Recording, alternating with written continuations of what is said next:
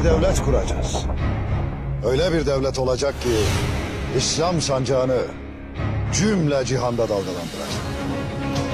Öyle bir devlet olacak ki adaleti tüm aleme yayacak.